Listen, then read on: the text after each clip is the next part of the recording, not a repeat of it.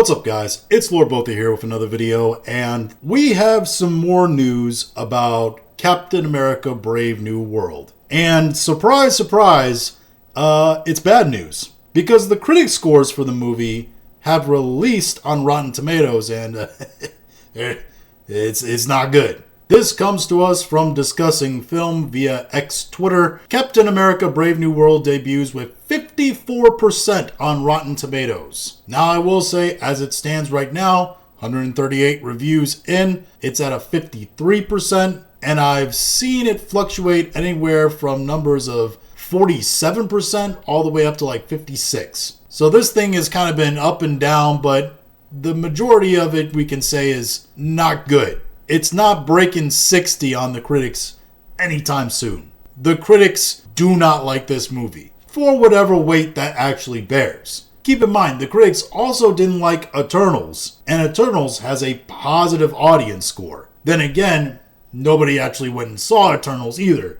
But even some of the most shill of shills that don't really have that much to do about movies are bashing this thing. I mean, this comes to us from IGN. Captain America Brave New World falls short of its strong performances from Anthony Mackie, Harrison Ford, and Carl Lumbly. They gave it a 5 out of 10. That's terrible. Terrible by IGN standards. Keep in mind, IGN, they gave Concord, the video game Concord, that was an unmitigated disaster, a 7 out of 10. So yeah, it's fairly apparent that the critics, they did not like Captain America Brave New World, which probably doesn't bode well for ticket sales. Because everybody that's not a shill mainstream critic, that's mostly the ones doing these reviews, right? They are also saying that the movie is not great. In fact, pretty much everyone that's seen this movie has said the same thing.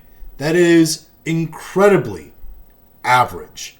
It is incredibly mid. And again, if you make an incredibly average mid Marvel film at Marvel's peak in 2019, yeah, you could probably make a lot of money. I mean, look at Captain Marvel, sandwiched between the two biggest movies of the MCU, and it made $1 billion.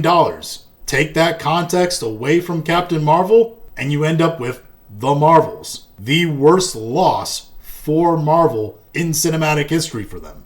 And again, this movie is going to have to make about $1 billion to break even.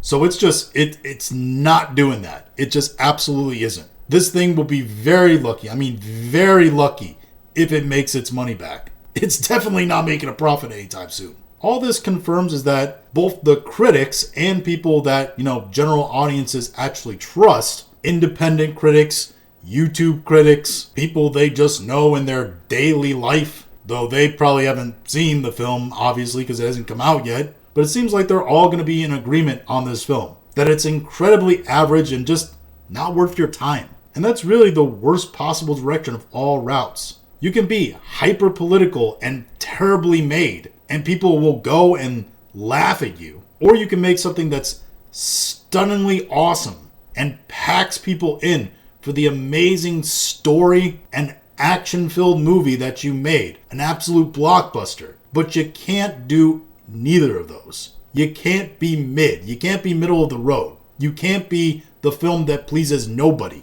by trying to do everything for everybody. And from what I'm hearing, that's kind of what this movie is like. I just think the whole thing is doomed for failure. And I think Marvel knows it. And I think they can't wait for Doomsday to come soon enough so they can just reset this whole universe. But those are just my thoughts on all this. If you have your own thoughts, go and leave in the comments. If you like this video, go and like, share, and subscribe. If you didn't like this video, I appreciate you watching all of it. And we'll talk to you again later.